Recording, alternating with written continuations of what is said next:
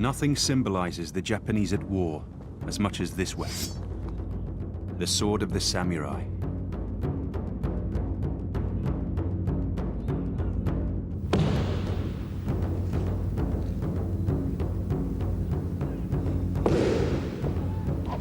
It is the ultimate cutting weapon. It is designed to cut. It's a terrible weapon, and it will cut. What the Colt 45 is to America, the samurai sword is to Japan, the stuff of national myth. The Japanese sword is perfectly capable of cutting through iron plates or even other sword blades without becoming damaged. But it is revered for more than just its pitiless beauty and deadly precision. The sword was a weapon that represented the samurai himself. The great shogun, Tokugawa Ieyasu, referred to the sword as the soul of the samurai. For this is the weapon that saved Japan from one of the most warlike empires in history, the Mongols. It seemed nothing could stop them, until in the Battle of Hakata Bay, they met the samurai armed with his sword. This was the sword that kept Japan Japanese.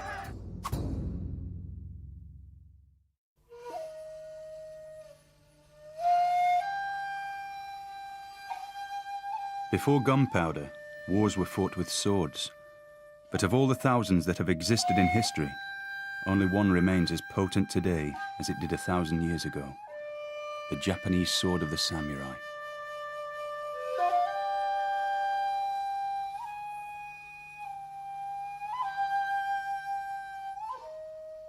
No other can rival it for beauty or cutting power.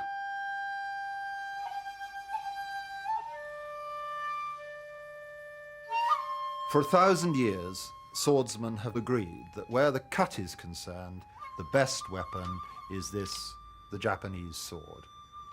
It has a curve to the blade, and this means that when you strike at your opponent, only one little bit of the curve reaches the target first, and then as you swing, the rest bites in, bites through, and cuts to the bone.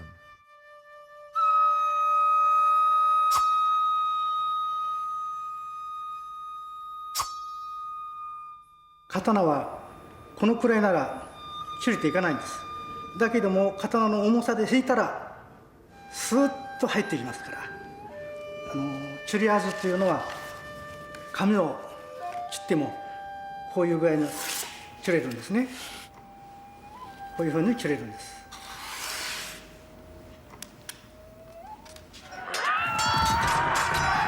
Compared to the razor-sharp Japanese sword, Western swords of the same period are crude, bludgeons. On the Eastern Mediterranean, there were European crusaders who were fighting with a weapon like this. As you can see, it is straight-bladed, as most were, but this was basically a thrusting weapon. You actually pushed that and hoped that you pushed with enough strength to get the point into the chain mail, which was what the Europeans were used to facing when they were fighting each other. If you struck a blow with it, it's quite heavy, and although it had a sharp edge, the edge would probably not have cut much because, again, it doesn't have the curve to it, so the whole blade is landing at the same time. If you struck a blow with that, you stunned your opponent more than cut him. But the Japanese sword has another claim to uniqueness. Sword blades can be either razor-sharp or they can be resilient. The Japanese sword was both. The whole blade itself is quite rigid. The edge is extremely hard, and one would expect it to be, in the Western sense, one would expect it therefore to be brittle. But the Japanese sword is composed of this very sophisticated laminate of a mixture of steel, so that a hard edge can be regained, which will not chip in combat. All the other weapons of the time were purely offensive. You defended yourself not with the weapon, but with a shield, or you hoped that your helmet was strong enough and ducked. This blade always was heavy enough to knock aside an opponent's blade, to make what fencers call a beat, or indeed to make a parry. And that at the time made it unique. Mastering the art of attack and defense, armed with sword alone, made the Japanese warrior one of the most skilled in the world. When sparring, bamboo swords are used instead of real blades.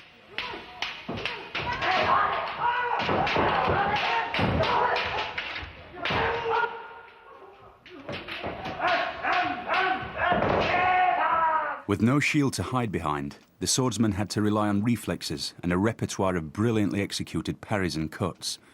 Brute strength on its own was useless. These exercises were practiced endlessly against an imaginary opponent.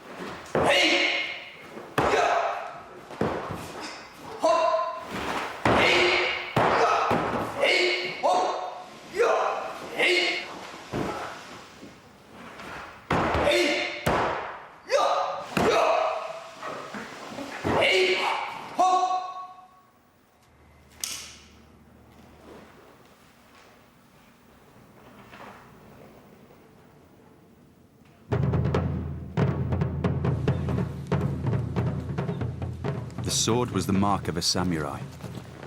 These warlords were the real power in medieval Japan, with the emperor a mere religious figurehead. The samurai's word was law, particularly on the question of swords.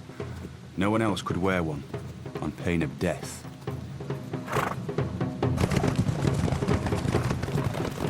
The badge of the samurai, the mark of the samurai, was the possession of a sword and the right to wear one. So the person with the sword through his belt was a member of an elite. It was the symbol of his authority. It was the weapon with which he had been trained. It is the weapon with which he would defend his life and, if necessarily, end it in another. In the hands of a samurai, the sword had only one purpose: to kill rivals. Duels between samurai were governed by an elaborate etiquette.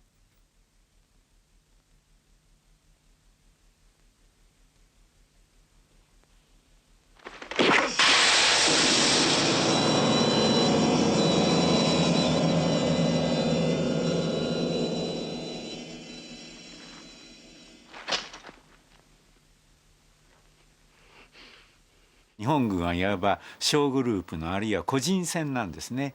馬に乗った、集団がお互いに名乗り合って、自分の名前を名乗るわけですね。これはどこの誰かわからないような人間と、戦ってもしょうがないと、こういう考え方からで、まず自分の名前を名乗れば向こうも、それに対して相手も名前を名乗る。そして両方誰と誰か確認した上でですね、戦うという、非常に個人戦闘と。The secret of the Japanese sword lies in the extraordinary way in which it is made. To this day, sword makers continue to forge them in a complex process that dates back 1,000 years and yet remains one of the most sophisticated ever devised. The origins are Chinese, but it took the Japanese to perfect a technique that solved the dilemma at the heart of all sword making: how to combine a hard, sharp cutting edge with a blade that will not break in combat.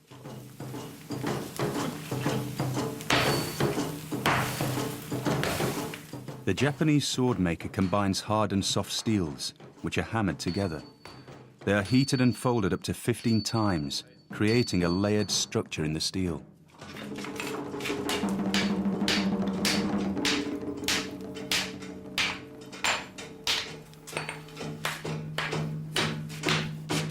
When finished, the sword can have over 30,000 layers.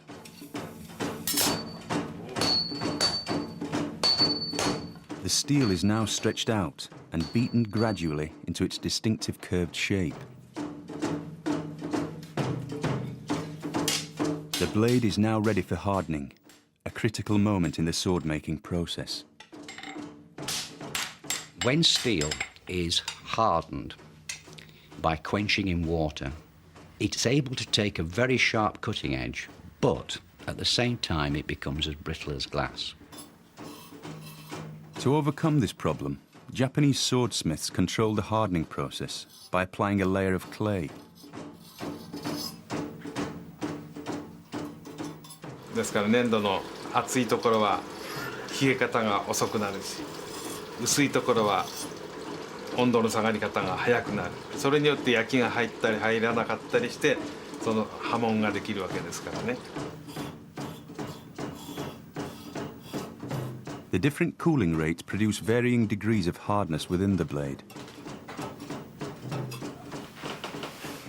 The Japanese blade, because only the cutting edge is hard and the back of the blade is soft, the soft back reinforces the cutting edge and enables it to be left as hard as it possibly can be.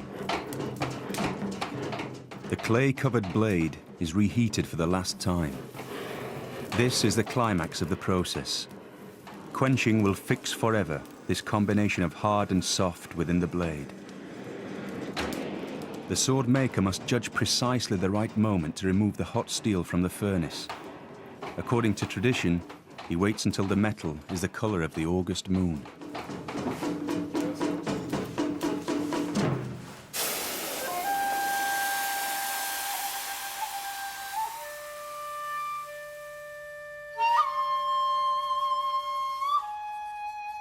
The finished sword is marked with a crystalline pattern in the form of a ripple along the hard edge of the blade. Called a hamon, its form and variations in texture can determine the period of the blade as well as the swordsmith. The hamon is also valued for its beauty.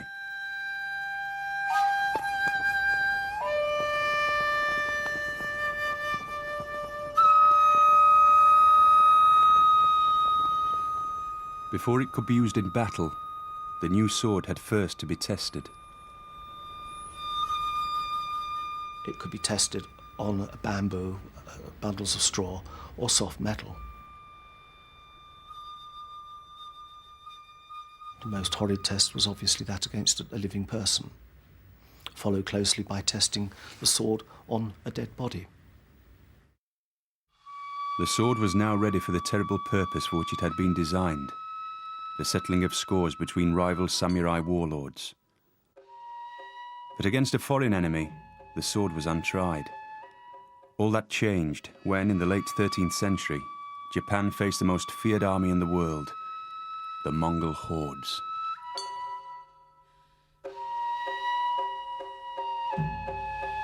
The war against the Mongols culminated in the Battle of Hakata Bay.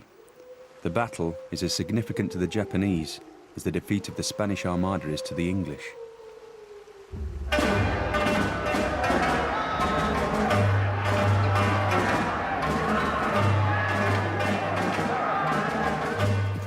Known as the Devil's Horsemen, the Mongol army exploded from their homelands in Central Asia and created the largest empire since the Romans. Their style of warfare was very different from the samurais.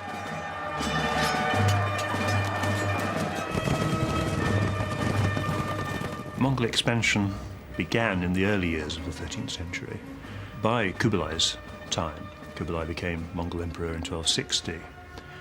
The Mongol Empire stretched uninterruptedly from Korea in the east to Hungary in the west, the largest continuous land empire in the history of the world. The Mongol weapon was the bow, and most people didn't get close enough to a Mongol army to find out whether they were going to be very good with their swords or not, because they were shot before they got there. Theirs was the first army to have fire in movement. They evolved tactics which were used by Rommel and Patton. They worked with tanks just as well as they worked with mounted archers. By the end of the 13th century, all that remained for them to conquer were the islands of Japan. The Japanese had no intention of capitulating without a fight. The Mongols were perfectly happy to give them one.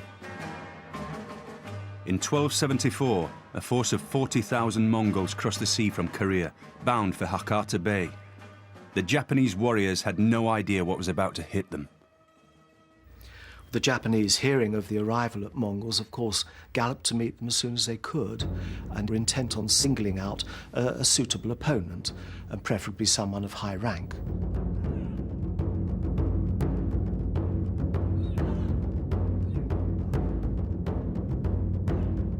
The whole of the tradition of the elite samurai warrior was based around the desire to meet a worthy opponent in battle, to challenge him to single combat, and to win a glorious victory.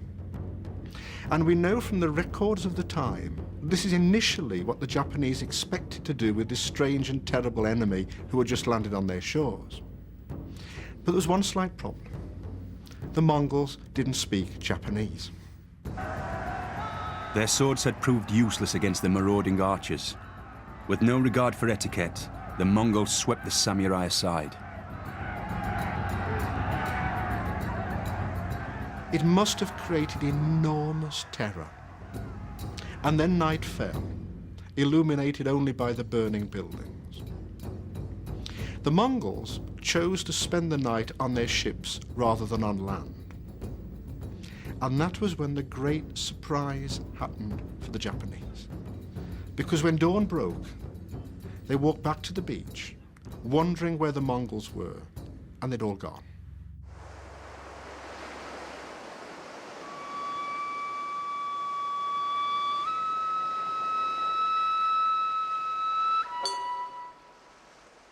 It was normal Mongol practice prior to invading a new part of the world to send some kind of reconnaissance in force before mounting a full invasion. It's possible to see this first invasion of Japan as some kind of reconnaissance expedition. The Japanese gave thanks for what they saw as divine intervention.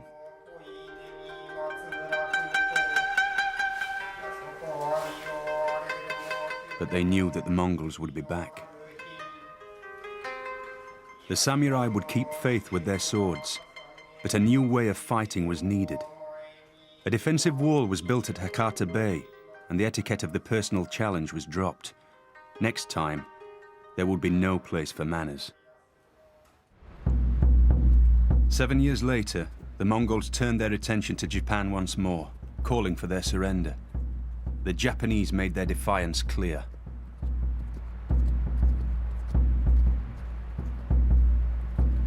The Japanese, encouraged by the withdrawal of the Mongol force in 1274, got into the habit of executing Mongol envoys.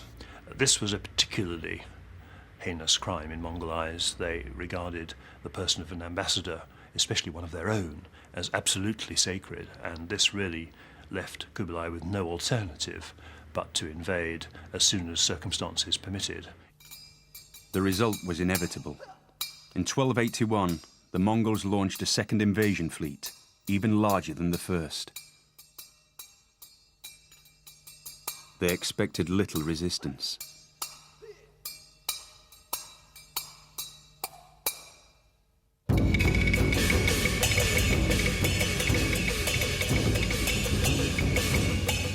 The skies went dark with the arrows from the Mongol troops. At the same time, the Mongol troops advanced on them, shoulder to shoulder, with spears lowered. The samurai met them from behind their defensive wall, and this time managed to force the Mongols back to take refuge on their ships.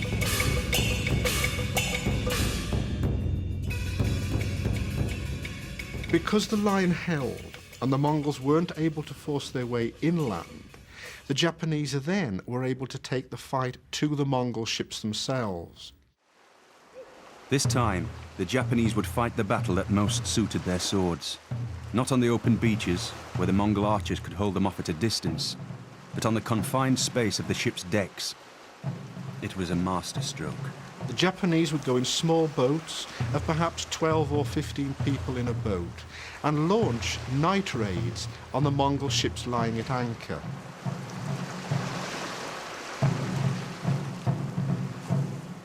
These boats would be rowed out into the middle of the bay, close with the Mongol ships.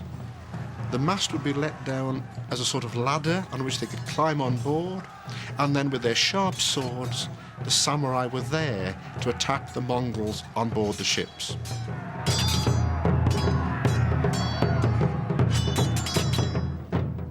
The Mongol sword, although very useful on a horse, I think that this could have been a problem against a Japanese sword, because one, I mean, this has no strength to it at all, and it's is not designed for meeting the opponent's blade.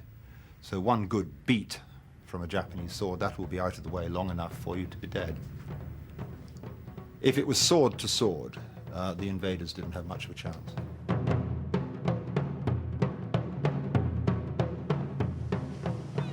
These tactics kept the Mongols on their ships for 4 weeks, unable to establish a beachhead. The Mongol hordes had been halted, but the coup de grace would be delivered not by the Japanese sword, but by the volatile Japanese climate. いうふうに言われまして、大きな台風がよく来る日として警戒されている日なんですが、ちょうどこの1281年もですね、大きな台風が襲ってきました。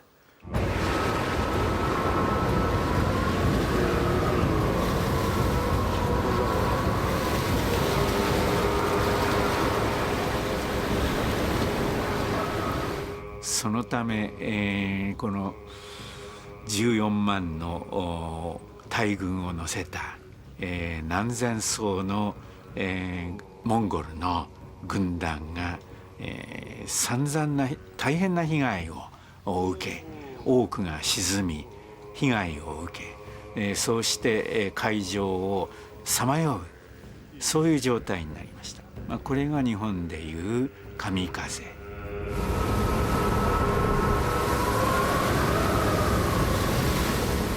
The Mongols could not land. The Mongols could not find a friendly harbour. The Mongols had to sit there and experience the wind and the waves and the ships smashing against each other. Some sources speak of casualties approaching 90% in some of the contingents of the Korean or Mongol armies.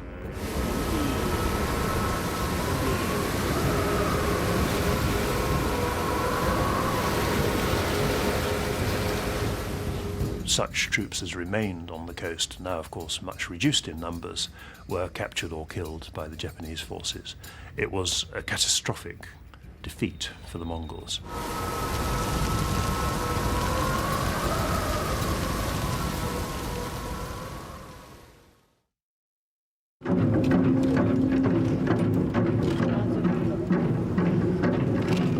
The Mongols would never return. Having beaten off this terrifying enemy, the Japanese would come to venerate their swords. For the next 500 years, the Japanese prized them over all other weapons. So complete was their faith in the cutting power of their razor-sharp blades that even when gunpowder and muskets should have made swords obsolete, the Japanese refused to give them up. A myth, a legend, a belief, an act of faith almost grew that the Japanese samurai, who grew more and more to be personified by the samurai sword, was the match for anything that anywhere else in the world could throw at them.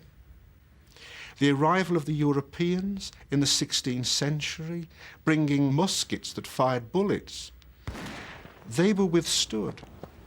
The brave individual samurai with his sword were absorbed into Japanese culture to such an extent that these firearms themselves could almost be rejected in favour of the Japanese sword as the superior weapon, superior not only in military terms, but superior in moral terms. But the samurai spirit had a darker legacy.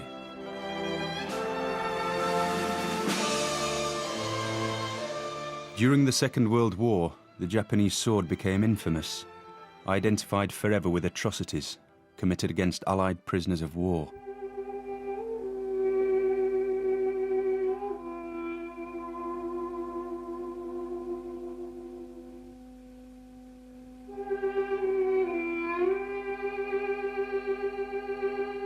Probably the most active use of the Japanese sword during the Second World War was beheading Allied prisoners.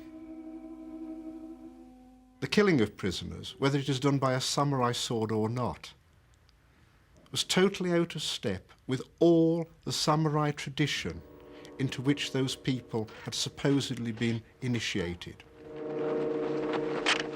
It was left to post-war Japan to try and rescue the spirit of the samurai and his sword from those terrible years.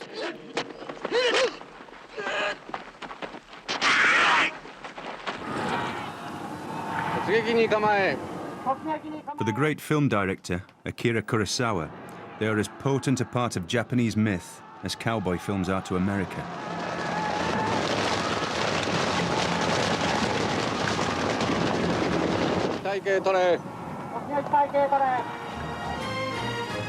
His most famous film, The Seven Samurai, supplied the blueprint for one of the greatest westerns ever made, The Magnificent Seven.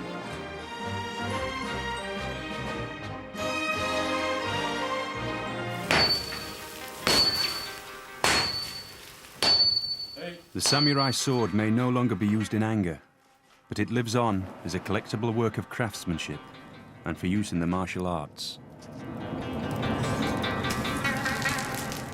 Strictly controlled by the Japanese government in terms of number and quality, they are still made with the same reverence as the swords that won the Battle of Hakata Bay. Testimony to a weapon which refuses to become a relic.